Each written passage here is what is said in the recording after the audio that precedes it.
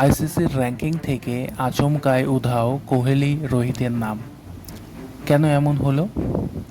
অথচ দুজনেই এখনও একদিনের ক্রিকেটে সক্রিয়। দুজনের নামই গত সপ্তাহের তালিকায় ছিল। অথচ বুধবার আইসিসির র্যাঙ্কিং থেকে আচমকা সরিয়ে দেওয়া হয় বিরাট কোহলি এবং রোহিত শর্মার নাম। যদিও প্রায় 1 ঘন্টার মধ্যেই তাদের নাম আবার ফিরে আসে। তবে দেখা যায় র্যাঙ্কিং সর্বশেষ আপডেট করা হয়েছে 10 আগস্টে। বিষয়টি নিয়ে আইসিসি কোনো ব্যাখ্যা দেয়নি। গত সপ্তাহে র্যাঙ্কিংয়ে রোহিত ছিলেন দ্বিতীয় স্থানে, তার পয়েন্ট ছিল 756। কোহলি ছিলেন চতুর্থ স্থানে, তার পয়েন্ট ছিল 736। অথচ বুধবার প্রকাশিত তালিকায় দুজনের কারোর নাম ছিল না।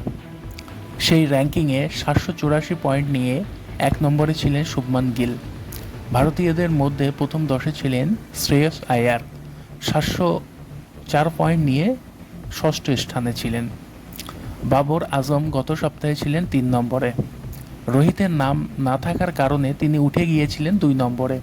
পরে রোহিতের নাম ফিরে আসায় বাবর আবার 3 নম্বরে নেমে যান। একদিনের ক্রিকেটে দল, ব্যাটিং, বোলিং ও অলরাউন্ডার এই 4 বিভাগের র্যাঙ্কিংয়ে প্রকাশ করা হয়েছিল বুধবার।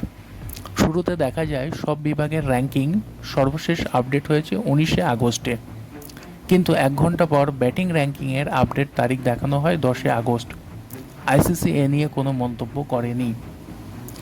আইসিসির নিয়ম অনুযায়ী কোনো ক্রিকেটার যদি গত 9 থেকে 12 মাস একদিনের বা টি-20 ম্যাচ না খেলেন, তবে তার নাম র্যাঙ্কিং থেকে বাদ পড়ে।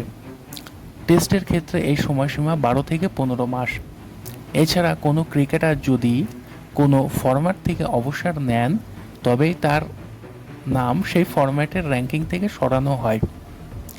কোহলি এবং রোহিতের ক্ষেত্রে এর কোনোটিই প্রযোজ্য নয়। দুজনেই চ্যাম্পিয়ন্স ট্রফিতে খেলেছেন। তাদের শেষ এক দিনের ম্যাচ ছিল 9 মার্চের ফাইনাল। এরপর থেকে ভারত কোনো একদিনের ম্যাচ খেলেনি, অর্থাৎ প্রায় 5 মাস তারা একদিনের ক্রিকেটের বাইরে। তা সত্ত্বেও কেন তাদের নাম আচমকা বাদ পড়ল এবং পরে ফেরানো হলো তা নিয়ে জল্পনা ছড়িয়েছে।